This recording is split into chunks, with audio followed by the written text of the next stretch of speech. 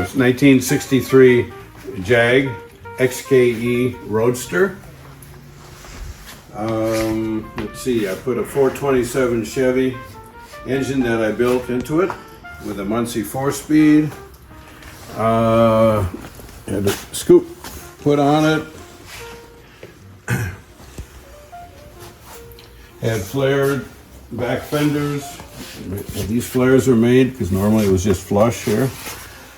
So we got flares on the back, light flares on the front fenders. See, the small round instruments over there are Stewart Warner gauges, which I preferred over the British gauges.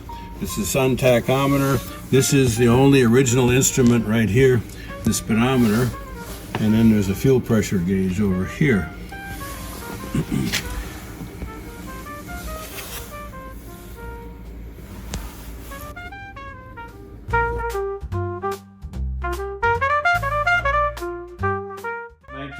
Ford two-door sedan. Let's see. The engine is a 1996 Chevrolet Vortec high-performance engine that I've modified.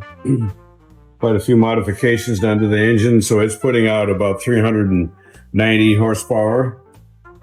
The transmission is a T5 5-speed with overdrive. The rear end is a Ford 9-inch, what's called a 9-inch Ford rear end. The brakes and the whole front end system is from a Mustang 2.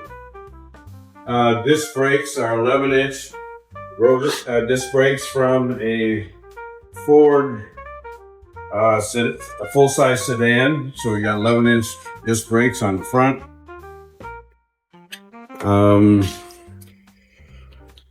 The only thing that's original is the body and the seat frames.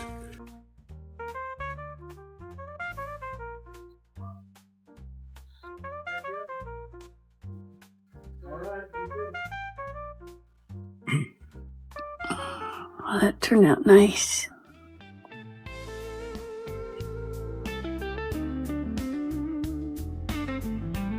Just so that I could use this chrome piece here. The original was plastic, and just so that I could use all the instruments, I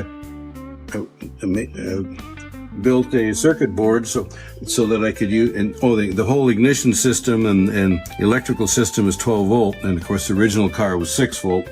So I had to build a voltage regulator circuit board to mount on the back of the gauges in there so that I could use all those original gauges and operate them on 12 volts. Wow. And then those are Stewart Warner gauges out below the dash there in that 4-panel. So they're far more accurate. I depend on those. These up on the top are just for looks. Steering wheel is and column is out of a 72 Monte Carlo, and it has a tilt wheel and built-in signal lights. That knob raises the door for the ashtray. Ashtray. How funny. There. Cowl vent opens up, and so you can. Back in the day, people did a lot of smoking. So you open this up, and they had use a wing window here to help draw the smoke out. The earlier Fords, 39 and older, had a thing on the window crank back here, so when you crank the window up, you would continue turning the crank, and the glass would move back so that you could draw the smoke out this way.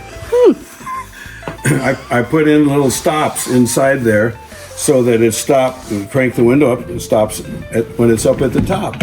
I didn't want that, so I had to make my own little bushings and drilled and tapped some holes and mounted the stops in there.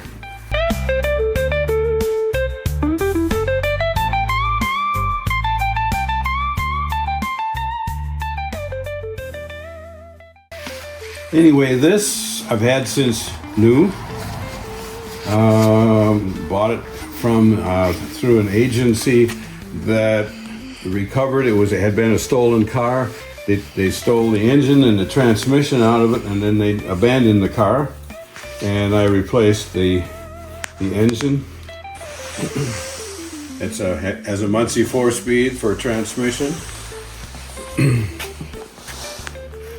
And let's see, this is the third engine, I think it is, that I've had in here. I built the original one was just a completely stock 350 engine, and then I built up a 350 and replaced it with this one here. The paint is from a company called House of Colors. You can't really see it in here, and fluorescent lights don't do it justice. It's 19 coats. There's 2 coats of gold flake over the primer, 16 coats, I guess, of brandy wine candy. It's a candy color paint, which is it doesn't have a lot of pigment, and you put on many coats. That way, when you look at it, it's out in the sunshine. It looks very deep. And then they put a couple coats of clear over the outside of that. Car body is pretty much stock. The engine, of course, is not.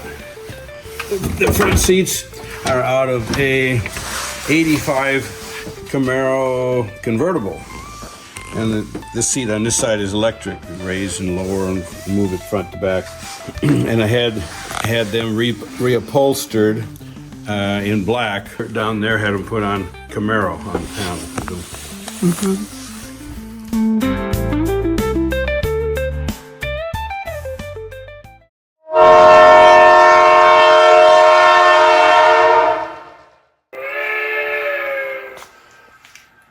There, going underneath now.